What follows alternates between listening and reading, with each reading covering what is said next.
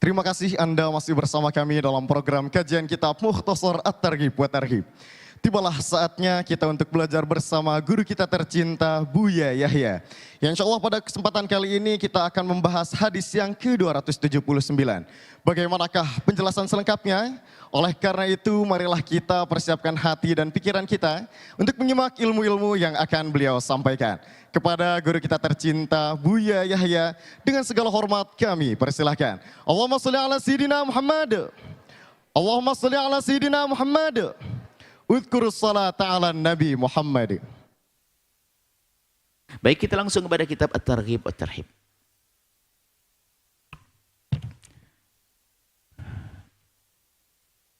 Tentang ini pungkasan hadis saja, ini tinggal beberapa hadis saja.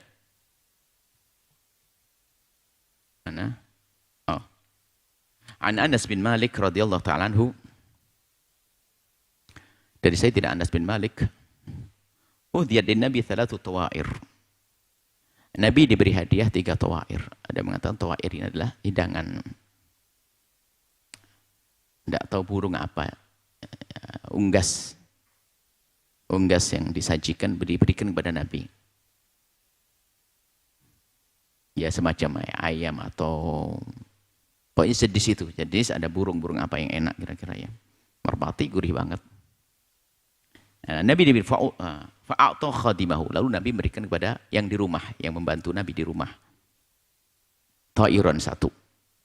Falamma kana minal ghad, kemudian di esok harinya, atathu, yang biasa melayani Nabi di rumahnya itu datang kepada Rasulullah bihi, dengan membawa sesuatu tadi yang dihadiahkan orang kemarin, makanan yang burungnya tadi itu, atau sebagaimana maknanya adalah ya tentunya kalau orang ya, kalau wajar di tempat kita ini ya nggak mungkin lah hanya itu saja, daging saja, mungkin ada tambahan yang lainnya.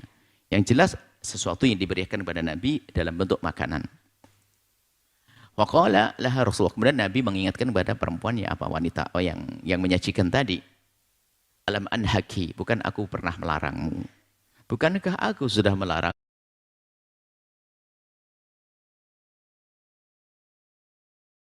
Artinya apa? Bukankah aku sudah kasih tahu, enggak perlu disimpan sampai besok. Rizki hari ini habiskan. Fa innallaha ya'ti bi rizqi ghadin, karena Allah akan mendatangkan rizki esok hari. Nah, ini menunjukkan Nabi yang dikatakan ajwadu. Nabi lebih dermawan dalam kebaikan, lebih cepat daripada rih mursalah, daripada hembusan angin. Artinya Nabi itu berbuat baiknya sudah nggak kira-kira. Nah, termasuk kalau ada di rumahnya sesuatu itu ingin segera dibagi. Diingatkan yang di rumahnya, jangan kau simpan. Rezeki besok itu ada sendiri jatahnya. Hari ini bagi-bagi. Ini adalah masalah kepedulian Nabi di dalam berbagi. Bukan berarti, jangan disalahpahami juga, bukan berarti Anda tidak boleh menyimpan. Ini hanya pendidikan agar Anda tidak menjadi orang pelit. Agar tidak menjadi orang pelit. Wa akhraja Ibnu Hibban an Anas anna Nabi kana la yudakhiru syai'an li ghad. Nabi sendiri beda. Anda tidak mampu seperti Nabi, tapi paling tidak mendekat semakin mendekat. Kalau menyimpan ya jangan terlalu lama-lama, terlalu banyak-banyak. Menyimpan boleh, tapi lebih banyak yang dibagi. Atau lebih banyak disimpan, tapi ada yang dibagi dah paling tidak. Yang nggak benar, nggak dibagi sama sekali. Nah itu. Nabi tidak pernah menyimpan sampai besok. Ini menunjukkan sifat dan akhlak Nabi yang begitu senang dalam berbagi. Wa kerja Ahmad wa Abu Ya'la min hadits Abi Dzar anna Nabi sallallahu alaihi wasallam iltafata ila Uhud. Nabi melihat gunung Uhud. Melihat gunung Uhud. Waladhi nafsi biyadi, demi zat yang jiwaku dalam genggamannya, maksudnya demi Allah. Ma yasurruni anna Uhda, tidak akan menjadikan aku senang kalau seandainya Uhud itu tahawwala li ali Muhammadin dhahaba, kemudian berubah menjadi emas. Unfiqu fisabilillahi, lalu aku dermakan di jalan Allah. Wa amutu yauma amutu, kemudian aku mati saat mati. Wa ada'u minhu dinaraini, lalu aku meninggalkan 2 dinar. Illa dinaraini a'udduhuma lid-daini in kana.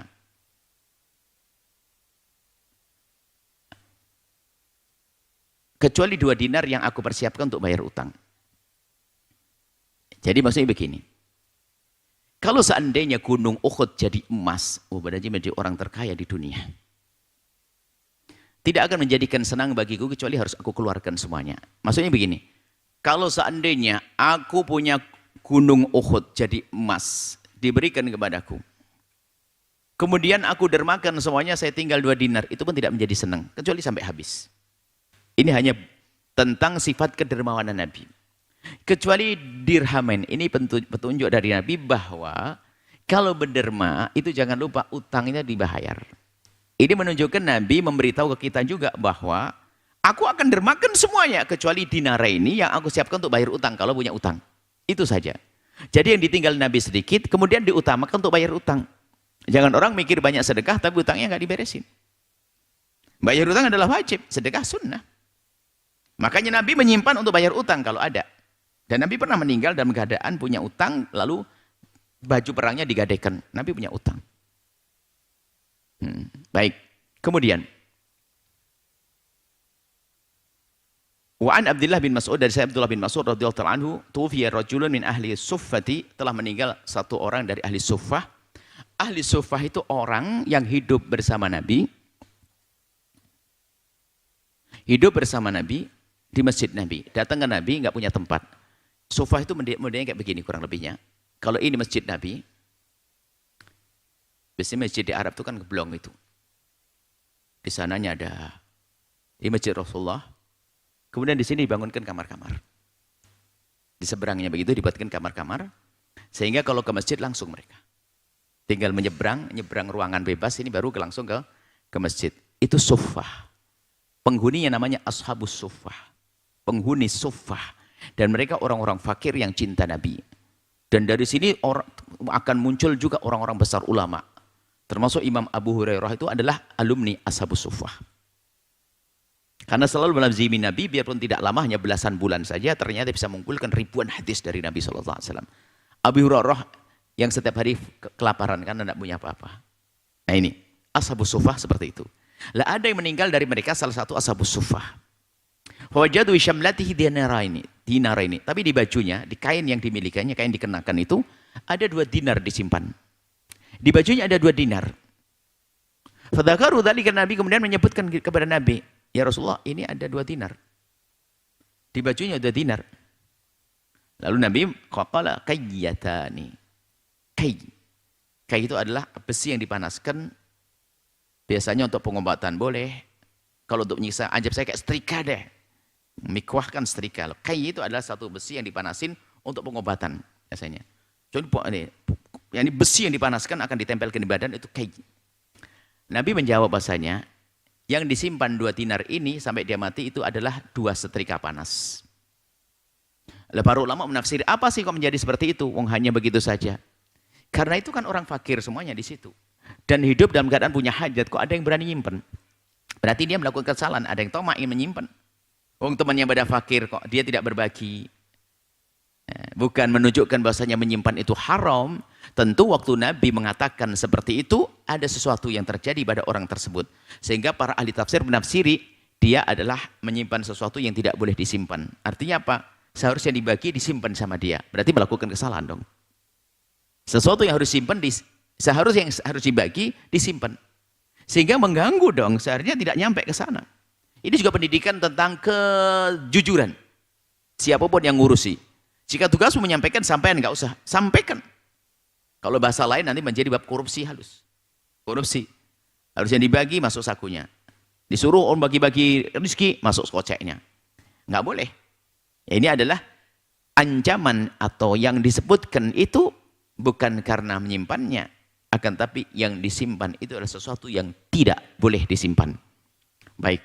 Kemudian yang terakhir adalah Mas'ud bin Umar radhiyallahu anhu, dari Mas'ud bin Umar radhiyallahu anhu anin Nabi, dari baginda Nabi Muhammad SAW, annahu utiya bi rajulin yusalla alaihi. Nabi didatangkan dengan seorang yang disolati. Faqala kam tarok. Dia punya peninggalan apa? Punya tirkah apa peninggalan? Qalu dinaraini. 2 dinar. Au thalathatan. Au thalathatun. 2 dinar atau 3. Qala taraka kayyataini au thalath kayyat. Dia meninggalkan setrika emas, setrika api. Dia meninggalkan kayyah. Kayyah itu alat untuk untuk menyiksa, untuk panas. Kai bukan untuk menyiksa pada dasarnya. Kalau dalam Al-Qur'an kan yang menyimpan harta kan disetrika. Ya setrikalah, paling enak setrika panas untuk menyetrika dirinya. 3 yang ditinggal itu adalah akan menjadi sebab diseksa. Nah, tentu kenapa kok sampai Nabi mengatakan begitu? Nabi tidak berucap kecuali dengan wahyu. Berarti ada yang tidak benar. Maka disebutkan tentang orang ini, falakitu Abdullah bin Qasim, maula Abi Bakar. Kemudian aku bertemu dengan Abdullah bin Qasim, yang budaknya Abu Bakar As-Siddiq. Fadzakartu dzalika lahu, aku bertanya kepadanya, faqala benar dzalika rajulun kana yas'alun nasa katsura. Rupanya orang itu biasanya suka minta-minta untuk mencari kekayaan, bukan minta-minta untuk memenuhi hajatnya. Sudah dibahas pada pertemuan yang lalu, minta-minta bukan hal yang baik. Kecuali bagi orang yang punya hajat, mau mati, memerlukannya minta. Tapi kalau minta jadi profesi adalah rendah dan terendahkan, dihinakan. Jadi makanya jangan biasa minta-minta dengan bermacam-macam caranya. Nah di sini adalah menyimpan di sini haram karena apa? Kebiasaannya adalah memang dia minta-minta. Takatsuran bukan minta karena kebutuhan. Takatsuran dia suka menyimpan-nyimpan. Berlebihan minta untuk jadi profesi untuk kekayaan. Maka itu yang tercela. Baik sepintas saja kita insya Allah masuk hadis berikutnya. Di pertemuan yang akan datang. Hadis-hadis tersebut menunjukkan himbauan bagi kita semuanya untuk biasa berbagi. Menjadi orang yang dermawan. Semampu Anda. Bisa ratusan juta. Kalau Anda punya puluhan ribu, ya lakukan dengan puluhan ribu yang bisa saja. Puluhan ribu Anda mengalahkan miliaran. Kenapa? Puluhan ribu dari jumlah sedikit uang Anda. Kalau puluhan ribu dari duitnya miliaran, itu adalah pelit. Tapi kalau Anda memang punya uang puluhan ribu, lalu Anda dermakan puluhan ribu, Anda telah derma yang banyak. Ayo kita berpikir untuk menjadi orang yang dermawan. Apalagi menjelang Ramadan ini, tengok kiri kanan Anda. Kemudian ada lagi sebaik-baik ibadah sedekah adalah untuk orang-orang dekat kita. Orang-orang dekat kita. Tolong dahulukan sanak kerabat dan saudara untuk diperhatikan dengan bantuan-bantuan karena itu pahalanya pahala silaturahmi dan juga pahala sedekah utuh. Ini saja wallahu a'lam bissawab. Bismillahirrahmanirrahim. Alhamdulillahirabbil alamin. Allahumma shalli ala habibina sayyidina Muhammad wa sayyidina Muhammad. Allahumma ya Allah ya Rahman ya Rahim. Pandang kami dengan kasih sayang dan cinta darimu ya Allah. Berikan kepada kami segala kebaikan di dunia dan di akhirat. Ya Allah, wahai dan maha kasih, Engkau mahu tentang keadaan kami, ya Allah. Kami lemah, berikan kepada kami kekuatan untuk mengabdi, ya Allah, kekuatan untuk beribadah, kekuatan untuk menjauhi kemaksiatan. Ampuni orang tua kami dan guru-guru kami, ya Allah, berikan kasih sayang-Mu kepada mereka, ya Allah. Jadikan kami, ya Allah, hamba yang saling mencintai karena-Mu, ya Allah. Jauhkan kami dari fitnah, kebencian, kedengkian, dendam di antara kami. Ganti dengan cinta, ya Allah. Ganti dengan cinta, ya Allah. Jika ada orang berbuat salah kepada kami, menyakiti kami, zalim pada kami, aniaya kepada kami, ampuni mereka, jangan hukum mereka, karena mereka umat kekasih-Mu Nabi Muhammad. Berikan pengampunan, berikan segala kebaikan, kesadaran ya Allah. Jaga anak-anak kami ya Allah, jadikan mereka anak-anak ahli surga ya Allah. Ya Allah, wujudkan keindahan dalam rumah tangga kami, suami istri yang saling mencintai karena-Mu ya Allah. Jauhkan kami dari percekcokan dan perselisihan. Jika ada di antara yang hadir sering cekcok dalam rumah tangga mereka, kami mohon berkat majelis mulia ini lembutkan hati mereka, sehingga setelah ini mereka tidak masuk dalam percekcokan, ganti dengan kemesraan dan keindahan ya Allah. Dan kami mohon ya Allah, kirimkan ke tempat ini hamba yang tulus dan ikhlas ahli surga-Mu, yang bisa berjuang bersama kami, dan kami mohon ya Allah, jadikan kami bersama mereka ya Allah, jangan tinggalkan kami. Berikan kepada semua yang telah berjuang bersama kami segala kebaikan, kebaikan di dunia dan di akhirat, untuk diri dan keluarga mereka. Dan kami mohon ya Allah, panjangkan umur kami dalam ketaatan serta sehat walafiat. Berikan kepada kami semua husnul khatimah, mati dalam keadaan iman.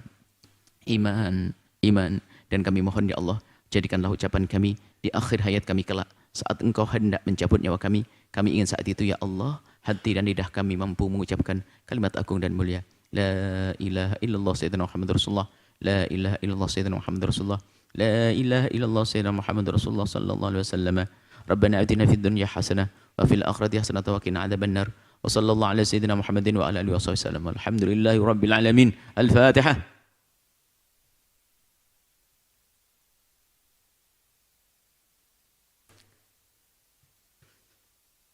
Terima kasih, mohon maaf dan mohon doa selalu. Wabillahi taufiq hidayah. Assalamualaikum warahmatullahi wabarakatuh. Waalaikumsalam warahmatullahi wabarakatuh. Baik hadirin pemirsa Al-Bahjah TV dan pendengar setia Radioku Network dimanapun Anda berada.